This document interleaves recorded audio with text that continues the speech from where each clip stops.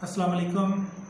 आज इस वीडियो में हम देखेंगे कि कोरोना वायरस में कितनी हकीकत है, कितनी कहानी है, पाकिस्तान के अंदर गवर्नमेंट का इस पर क्या मौक़िफ़ है और कौम का इसके ऊपर क्या मौक़िफ़ है और क्या इक़दाम दोनों तरफ से करने की ज़रूरत है।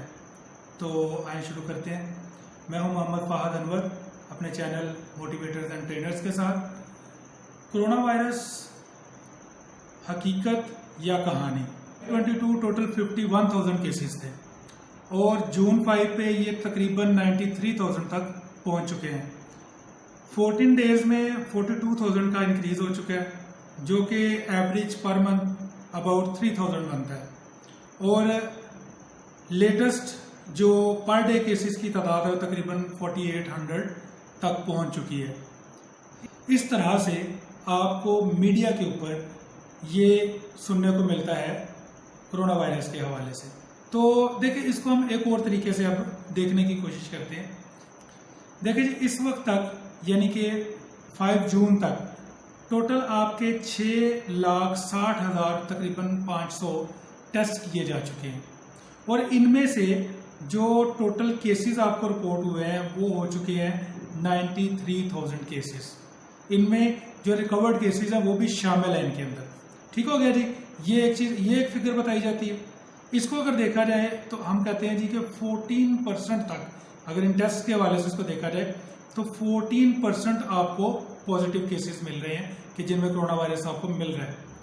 अब अगर हम इसको इस तरह से देखें कि हमारी टोटल पॉपुलेशन तकरीबन 220 मिलियन यानी तकरीबन 22 करोड़ के करीब हमारी टोटल आबादी है, और अगर इसी रेशो से हम देखें तो इसका मतलब ये हुआ कि टोटल तकरीबन 3 करोड़ लोग जो हैं वो इस वक्त कोरोना वायरस पॉजिटिव इस वक्त पाकिस्तान के अंदर फिर रहे हैं।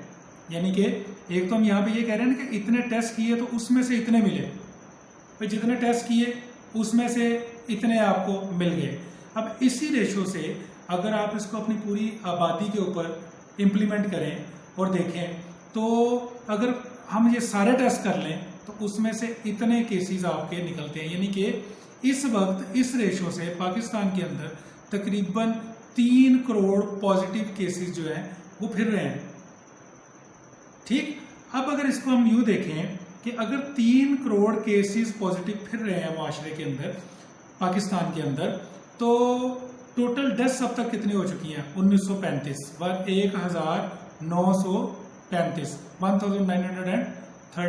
1935। अब देखें, मीडिया पे फिर यही बताया रहता है और इसी तरह से आपके सामने न्यूज आती है कि जी इतनी डेथ्स हो गई, 1935 डेथ्स हो गई।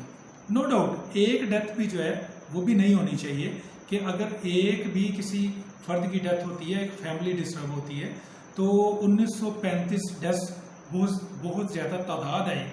लेकिन देखें, इसको लेके इसको बयान करके एक खौफ पैदा किया जाता है एक कौम के अंदर, इसको लेके कि जितनी डेथ्स हो गई हैं तो एक खौफ का आंसर आ जाता है, जिससे बहुत सारे दूसरी एक्टिविटीज जो है वो डिस्टर्ब होती हैं। तो देखिए, अगर इसको हम यूं देखें कि अगर हम इसी टोटल के ऊपर हम इन डेथ्स को इसकी रेशियो निकालें तो आप देखें कि ये 0.006% बनती है।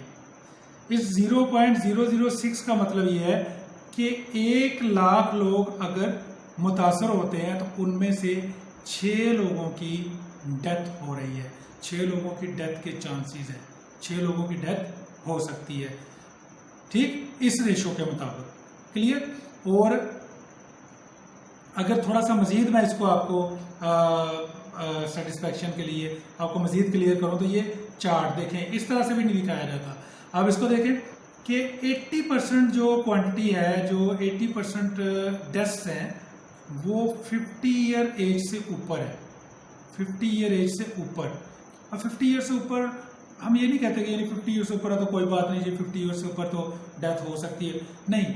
मतलब कहने का ये है कि 50 ईयर से ऊपर ये वो लोग हैं कि जिनको कोई ना कोई आर्जा ऑलरेडी होता है और उसके साथ अगर उनको कोरोना का भी अटैक हो जाता है तो ये उनके लिए फिर जानलेवा साबित हो जाता है। यहाँ पे इस चीज़ की भी ज़रूरत है कि हम अपने बुजुर्गों की ज़्यादा केयर करें, हम अपने बुजुर्गों को और ज़्यादा सेफ बनाएं। ख़ास तौर पे उनको हिफाजती तदाबीर के ऊपर कारबंद रखें, उनको कोशिश करें कि बाहर ना निकलने दें, उनको कोशिश करें हजूम में ना जाने दें, और कोशिश करें कि आप भी उनसे कुछ फासला रखें उनकी हिफाजत के लिए, यानी घर के लोग भी उनसे थोड़े फासले पर रहें उनकी हिफाजत के लिए। ये वक्त जब तक नहीं गुजर जाता तब तक ये सेफ्टी, ये हिफाजत कर लें, ये बेहतर है। अब यहाँ पे आप देखें, मई 16 को 38,000 केसेस थे, जबकि लॉकडाउन को रिलैक्स कर दिया गया, और जून 5 को आज ये तकरीबन 94,000 तक केसेस पहुंच चुके हैं। अब इस मामले में गवर्नमेंट का मौक़िफ़ क्या है? अब गवर्नमेंट का कहना यह है कि ये कोरोना कौम के SOPs पर अमल ना करने की वजह से फैल रहा है, कि लोग एहतियात नहीं कर रहे। फिर हुकूमत ये कहती है कि अवाम SOPs पर अगर अमल करें तो इसके फैलाव को रोका जा सकता है। अगर एहतियात अपनाई जाएगी तो ये फैलेगा नहीं। कौम में आगाही फैलाने के लिए मुहिम चलाने की भी बात हो रही है, बल्कि इसको चलाया भी जा रहा है। अब कौम तो वही है, आप कितनी तेजी से इसका ज़हन बदल लेंगे, कितनी जल्दी आप आगाही दे सकते हैं? क्या ये काम रातों रात हो सकता है?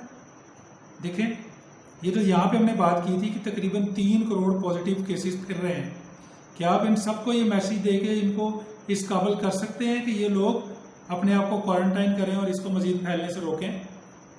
और इसी तरह जो बाकी हमारी आबादी है, ये पूरी आबादी, वो इससे अवेयर हो और वो सारे एहतियात करना शुरू करें ताकि ये आगे ना फैले।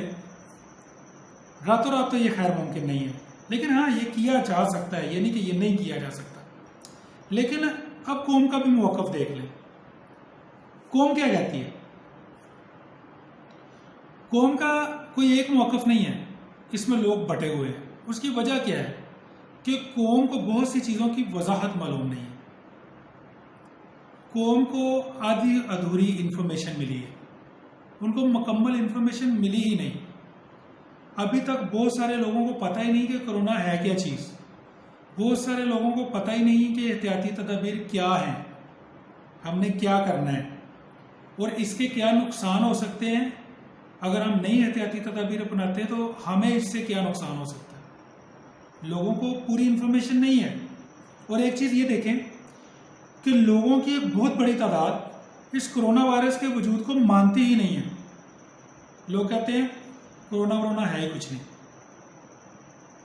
लोग ये कहते हुए नजर आते हैं कि ये सब ड्रामा है, साजिश है, चंदा इकट्ठा करने का ढोंग है। फिर यहाँ तक भी कहा जाता है कि हॉस्पिटल्स में लोगों को ज़बरदस्ती मारा जा रहा है, लोगों को टीके लगाकर मार दिया जाता है। यहाँ तक कहा जाता है कि जो हॉस्पिटल जाता है उसे कुछ भी, कोई भी मर्ज हो, उसे कोरोना में डाल दिया जाता है। बात यहीं ख़त्म नहीं हो जाती। बड़े बड़े तजर्बाकार और पढ़े लिखे लोग भी हॉस्पिटल्स के ख़िलाफ़ बात कर रहे हैं, लोगों को मना कर रहे हैं कि आप हॉस्पिटल्स मत जाएं, यानी सरकारी हॉस्पिटल्स मत जाएं, आप टेस्ट मत करवाएं, अपने सिम्टम्स को जाहिर मत करें। ये सब बड़े बड़े पढ़े लिखे लोग ये मशवरे दे रहे हैं। और देखें, लोग अब एक दूसरे को अपनी आप बीतियाँ सुनाना शुरू हो गए, अपनी कहानियाँ सुनाना शुरू हो गए कि मेरा फलां रिश्तेदार बिल्कुल ठीक था, वो हॉस्पिटल गया, हॉस्पिटल वालों ने कुछ करके उसे मार दिए। मेरे फलां को कुछ और आर्दा था पर उसे कोरोना में डाल दिया गया। टेस्ट रिजल्ट नेगेटिव था, फिर भी टीका लगाकर मार दिया गया, वेंटिलेटर पर लगाकर मार दिया गया, मैयत गुम कर दी गई। और एक बहुत खौफनाक सोच कि गवर्नमेंट अमवात का टोटल पूरा कर रही है। और देखें, इस तरह गवर्नमेंट से भी खौफ, सरकारी अस्पतालों से भी खौफ और सरकारी डॉक्टरों से भी खौफ। अब बात यहाँ पे ये सोचने की है कि कहीं ये सारी सोच डेवलप करना कोई साजिश तो नहीं। ये बातें हर एक की जुबान पर हैं तो जाहिर है कि गवर्नमेंट तक भी पहुंची होंगी। अगर लोगों की ये सोच गलत है तो वज़ीर आज़म को चाहिए कि इस पर हक़ाइक़ की रोशनी में कौम को इत्मीनान में ले, वरना आपकी कोई आगाही मुहिम काम करने वाली नहीं। ये लोगों के जहनों को, उनकी सोच को बदलने की बात है। और ऐसी सोच वाले लोग बिल्कुल एहतियात नहीं कर रहे, और क्योंकि ऐसी सोच वाले लोग एहतियात नहीं कर रहे तो वो उन लोगों के लिए भी खतरा है जो कि SOPs के ऊपर अमल कर रहे हैं। आखिर में मैं अपनी कौम से एक दरख्वास्त करता हूँ कि खुदारा अपने लिए और अपने बच्चों के लिए एहतियात करें। अगर आप शक में भी हैं फिर भी एहतियात करें, इससे आपका कुछ नुकसान नहीं है। लेकिन अगर फर्ज करें कि आपकी सोच गलत हुई तो, और आप उसी गलत सोच के साथ कह के कि कोई कोरोना नहीं और कोई एहतियात नहीं कर रहे और वो सोच गलत निकल आई तो, और देखें डरना नहीं है लेकिन एहतियात ज़रूर करनी है। हाथ धोने हैं, मास्क लगाना है, फासला रखना है, हजूम से बचना है, इसमें आपकी बेहतरी और हिफाजत है। बीमारी साजिश से है या बगैर साजिश के है तो बीमारी ना, तो इसलिए इससे एहतियात करें। जो एहतियाती तदाबीर करना ज़रूरी हैं, जो बताई जा रही हैं, उनको अपनाएं। मैं एक बार फिर यही कहूँगा कि अगर वज़ीर आज़म साहब इस पर बात करके कौम के खदशात को दूर करें तो बहुत मुस्बत रिजल्ट मिल सकते हैं। वो तमाम हक़ाइक़ को सामने रखें और हक़ाइक़ की रोशनी में कौम से बात करके उनको एतमाद में लें। कौम जल्द और ज़्यादा मोटिवेट हो सकती है अगर उनसे कोई अथॉरिटी बात करती है, वज़ीर आज़म साहब बात करते हैं तो, और फिर इस तरह इंशाल्लाह आगाही में हम भी अच्छा रिजल्ट देगी। और आखिर में यही कहूँगा कि चैनल को सब्सक्राइब करना ना भूलिएगा, चैनल को रेड बटन दबाकर सब्सक्राइब लाजमी कीजिएगा। पाकिस्तान पाइंदाबाद।